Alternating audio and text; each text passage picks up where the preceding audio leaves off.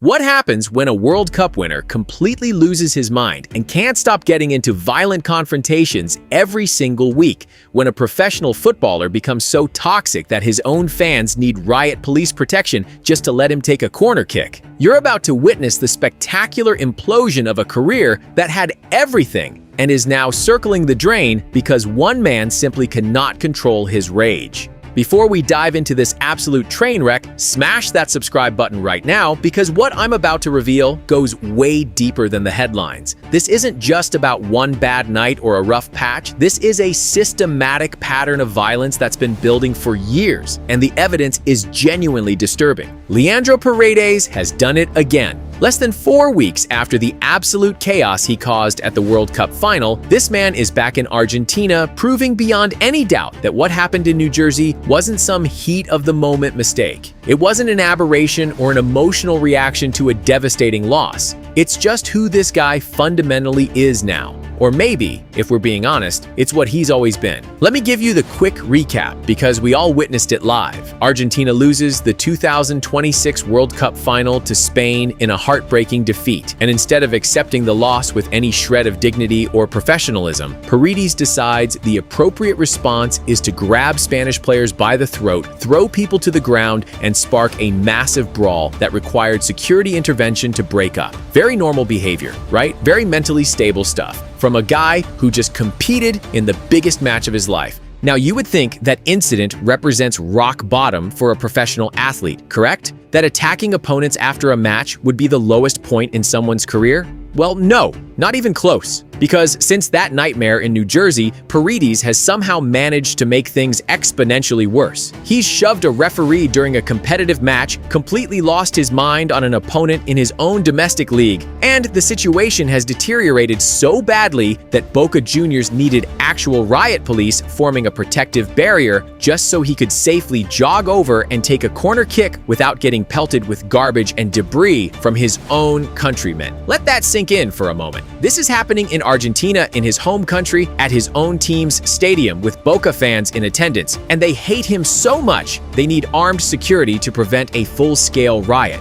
Beyond the incidents themselves, we're going to break down the specific charges FIFA has filed against him, the potential bans he's facing that could sideline him for up to 9 international matches, the bizarre loophole that might allow him to dodge punishment entirely, and the extensive history of this guy absolutely losing his mind on camera going back years. Plus, we'll examine why some insiders genuinely believe this could mark the end of his time playing in Europe, despite his obvious talent. First, let's walk through exactly what's happened since that final whistle in New Jersey, because the timeline here is genuinely shocking. Just 11 days after the World Cup final, Boca Juniors are in Chile playing O'Higgins in the Copa Sudamericana round of 16. It's the 69th minute, the referee calls a foul, and Paredes, who is literally wearing the captain's armband, the guy who's supposed to be the mature leader keeping his teammates composed and focused, storms directly up to the referee and aggressively shoves his arm away during an argument about the decision. The referee in question is Wilmar Roldán, a veteran Colombian official with years of experience handling South American football's intense atmosphere, and he does not take this disrespect lying down. Roldán immediately shoves Paredes back, brandishes a yellow card, and threatens to send him off entirely if he doesn't back away.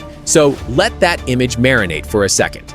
A World Cup finalist, a player who should theoretically understand professionalism and composure, tried to physically intimidate a referee during a match, and the referee actually won that confrontation. Just 3 days after that incident, Boca is playing Newell's Old Boys in the Argentine Primera Division. There's a foul called, an opponent is on the ground trying to get back to his feet. The play has already been stopped, and Paredes just fires the ball with significant force directly at the player's backside while he's defenseless. Not an accidental collision, not a play-on situation, just a deliberate act of petty aggression against someone who's already down. And in that very same match against Newell's, and this detail should genuinely be the headline everywhere, Boca Juniors had to station actual riot police officers in full gear around the corner flag area. just so Paredes could safely take a corner kick without the crowd throwing objects at him. We're talking about trained law enforcement forming a human shield to protect a footballer from his own nation's supporters during a domestic league match. If you think this is just a player having a terrible month, struggling to cope with the emotional devastation of losing a World Cup final, let me take you back further to demonstrate this is an established pattern. World Cup 2022, quarterfinal match, Argentina versus the Netherlands in Qatar. Paredes commits 2 hard, aggressive tackles in quick succession, then decides to absolutely launch the ball directly into the Dutch bench where substitutes and coaching staff are sitting. Total chaos erupts immediately. The entire Netherlands bench empties onto the field. Players from both teams are shoving and screaming, and Virgil van Dijk, all 6'5" of him, comes charging over and just checks Paredes flat to the ground like he's a traffic cone. And that was 4 years ago. Same type of provocative move, same player completely unable to control his temper, same pattern of being an instigator.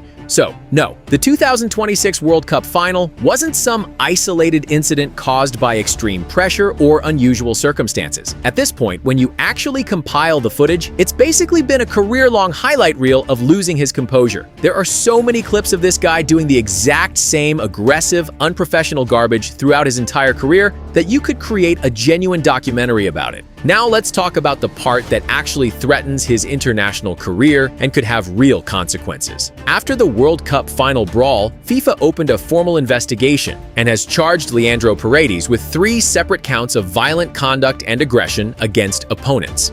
And under FIFA's own disciplinary code, which they've been enforcing more strictly since 2023, violent conduct carries a minimum 3-match ban per individual count. So if we do the basic math here, Paredes is potentially looking at up to 9 matches of international suspension. That's basically an entire calendar year of international football completely gone, wiped out over a fight that happened after the game had already finished, after the result was already decided, after Argentina had already lost. And Paredes isn't the only Argentine player facing serious consequences from that night. Gonzalo Montiel has been charged with 2 separate counts of assault for going after Rodri during the post-match chaos. Assistant coach Roberto Ayala, a grown adult who's supposed to be the responsible, level-headed presence on the bench, is facing charges for literally punching Manchester City's Dani Olmo in the chest during the brawl. Thiago Almada got caught up in it as well, and those are just the violent conduct charges. We're not even talking yet about the separate investigations into the Falklands banner that was displayed, or the racist chanting that occurred in the stands during the match. Yes, there are official, active FIFA investigations into those incidents as well, running parallel to the violence charges. But here's the part that's going to genuinely make you angry if you care about accountability in sports. There's a very real possibility that Leandro Paredes walks away from all of this completely clean with 0 punishment. And here's exactly why that might happen. The referee's original match report had Paredes listed for a red card for his actions during the post-match brawl. That red card was documented, it was recorded, multiple sources confirmed it was in the initial report, then, mysteriously, inexplicably, that red card just disappeared from the official FIFA match report. I actually have an entire separate video breaking down that specific controversy if you want the full details, but the short version is this. FIFA's official explanation was that there was an administrative error during the report filing process. Sure, right, an administrative error that just happened to benefit Argentina's most aggressive player. How incredibly convenient. But because Paredes technically never received an official red card in the final match record, there's no automatic suspension triggered by the standard protocols. Which means, right now, today, as of this moment, he is fully eligible to suit up for Argentina's next international matches in September, as if absolutely none of this ever happened. Even if FIFA does eventually issue a ban after completing their investigation, Paredes has already been strongly hinting through intermediaries and media sources close to him that he might just retire from international football entirely before any punishment gets handed down. Which, in the most infuriating and cynical way possible, is actually kind of genius from a purely self-interested perspective. Because if he officially announces his retirement from the national team, there are literally no international games left to ban him from. It's the equivalent of quitting your job the morning you're scheduled to get fired, then claiming you were never actually terminated. So here's the real question that should bother anyone who cares about how football is governed. How How does a player with this much video evidence, this much documented history of violent and aggressive behavior, keep sailing through his career without facing any meaningful consequences? And honestly, the answer is brutally simple and deeply unfair. He's good at football. That's it. That's the ugly, uncomfortable truth of professional sports at the highest level. An 81% pass completion rate in a World Cup final, the ability to control tempo and dictate play from deep midfield positions, vision to execute long passes that unlock defenses. These skills win matches, and clubs, federations, sponsors, they all have a long, well-documented, genuinely gross history of looking the other way on terrible behavior as long as the player in question is producing results on the field. Talent buys you patience in this sport. It doesn't buy immunity forever, but it buys you an enormous amount of rope before anyone seriously considers cutting you loose. Look at Luis Suarez biting opponents 3 separate times and still getting massive contracts. Look at Diego Costa deliberately antagonizing defenders for years, while top clubs kept signing him. Look at Joey Barton's entire career of violent incidents. Talent provides cover, and Paredes has just enough talent that people keep making excuses. But there's an important detail here that changes the equation significantly. Paredes already left European football entirely back in July 2025, over a full year before any of this World Cup drama even happened.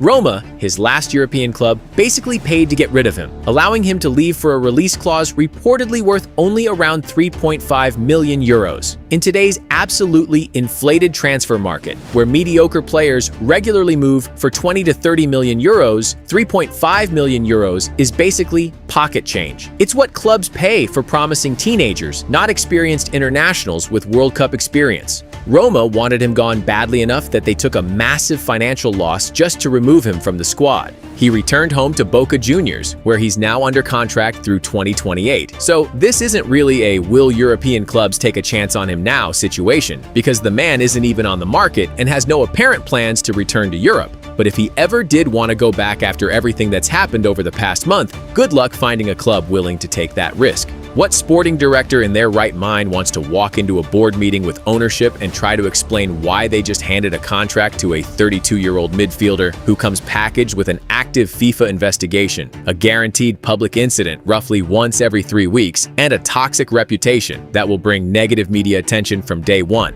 That's not a signing that improves your team. That's a liability with a decent left foot. That's a PR nightmare waiting to happen every single match week. European clubs have become incredibly image conscious over the past decade, especially in leagues like the Premier League and Bundesliga, where sponsors and broadcasters demand professionalism. They're not taking chances on players with this kind of baggage anymore, not when there are hundreds of talented midfielders available who don't come with a personal security detail. Let's talk about what the recent matches have shown us about where Paredes' head is actually at, because the on-field evidence is damning. In Boca's most recent Super Clasico against River Plate, a match that's already the most intense rivalry in Argentine football, Paredes picked up a yellow card in the 23rd minute for a reckless challenge, then spent the next hour visibly arguing with teammates, gesturing at the referee after every decision, and generally behaving like someone with zero emotional control. Boca lost 2-1, and Paredes was arguably the worst player on the pitch, completing only 68% of his passes and losing possession 14 times. For a player of his supposed quality and experience, that's genuinely terrible.